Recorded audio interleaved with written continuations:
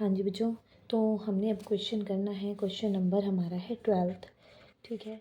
Exercise हमारी 4.1 principle of mathematical induction, chapter 4th, elements of mathematics books, class +1। तो 12th question में हमारे पास statement है 7n - 3n is divisible by 4। ऐसा हमें प्रूव करके दिखाना है PMI से, यानी कि प्रिंसिपल ऑफ मैथमेटिकल इंडक्शन। तो प्रीवियस क्वेश्चंस की तरह ही बच्चों ये भी बहुत ही इजीली क्वेश्चन हमारा सॉल्व हो जाएगा। 7n - 3n is prove that is divisible by 4। तो फर्स्ट स्टेप में हमने पुट करना है कि let n is equal to 1। n is equal to 1 के लिए हमें P1 को प्रूव करके दिखाना है। P1 is equal to 7 raise to the 1। जहाँ भी आपका n होगा वहाँ रिप्लेस कर दीजिए 1 को। 7 रेज टू द 1 हो गया, -3 raise to the 1। 7 - 3 is equal to 4।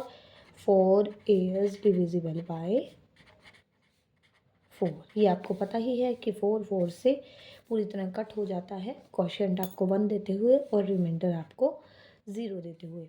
तो लेट करते हैं, let n is equal to k and P k is true. ये हम स्टेटमेंट को लेट करके चलते हैं कि ये हमारी k के लिए, n is equal to k के लिए हमारी जो स्टेटमेंट है वो होगी ट्रू। यानी P k is equal to 7 raise to the k - 3 raise to the k।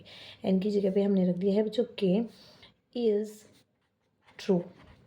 ठीक है, ये हमारा ट्रू है, यानी कि ये हमारा जो स्टेटमेंट है डिविजिबल है 4 से। ठीक है, इसको हम इक्वेशन बोल देते हैं 1। ठीक है, अब हमें करना है last step, most important step, third step, let n is equal to k+1, जिसको हमें इस स्टेप के लिए हमें स्टेटमेंट को प्रूव करके दिखाना होता है pk+1। यानी कि 7 रेज टू द n की जगह पे k+1 - 3 raise to the k+1। अब हम इसे इस तरह से सॉल्व करेंगे कि हमारा जो है पी के स्टेटमेंट का यूज़ हो जाए और हमारा ये बन जाए 4 का मल्टीपल, जिससे कि ये हो जाएगा 4 का डिविजिबल। तो 7 raise to the k into में 7 रेज टू द 1 सेपरेट कर सकते हो। 3 raise to the k into में 3 रेज टू द 1 हमने सेपरेट कर दिया बच्चों। अब 7 raise to the k into 7 हो गया, 3 raise to the k into 3 हो गया। हमने कुछ नहीं किया है, पावर सेम बेस में पावर ऐड हो जाती है। अगर सेपरेट करोगे तो वे आपस में वो दोनों पार्ट बेस जो है मल्टीप्लाई में आ जाएंगे। तो 7 raise to the k into 7 - 3 raise to the k into 3। ठीक है, अब हम इसके पार्ट करते हैं। 7 है, 7 को मैं लिख सकती हूँ 4 + 3। ठीक है, इसको आपको कुछ भी करने की ज़रूरत नहीं है। 4 + 3 है, 2 बार हमारा मल्टीप्लाई होगा, एक बार 4 से होगा और प्लस में 3 × 4 × 7 रेज टू द k और 3 × 7 रेज टू द k। ये आप सबको स्टेप पता है।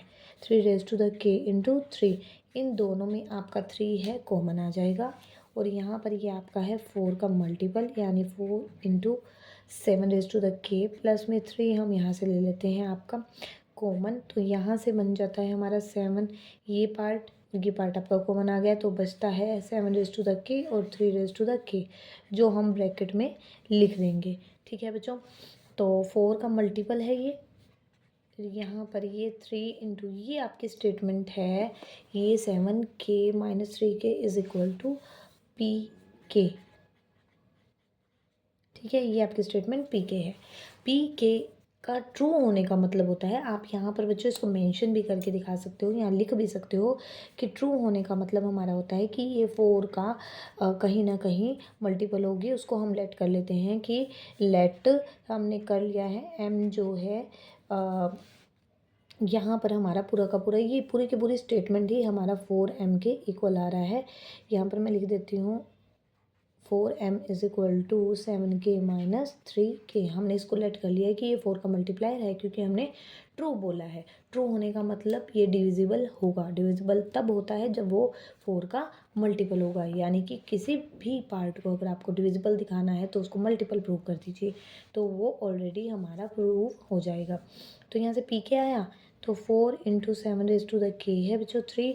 pk आपने लेट किया है कि ये तो है आपका 4m। ठीक है, दोनों में से अब 3 यहाँ पर आ गया, 4m p की जगह पे तो 4 दोनों का कॉमन ले लीजिए। यहाँ पर बचता है आपका 7 रेज टू द k और यहाँ पर आपको बचता है प्लस में ये 4 यहाँ से, और यहाँ से ये पार्ट कॉमन आ गया, यहाँ बचता है आपका 7k और यहाँ बचता है आपका 3 into m।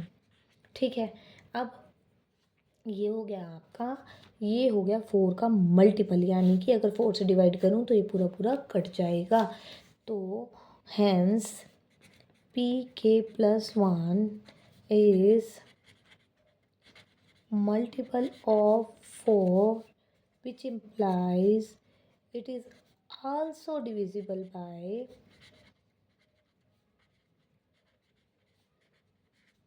4. Hence pk+1 is true by principle of mathematical induction, PMI। ये था हमारा क्वेश्चन नंबर 12।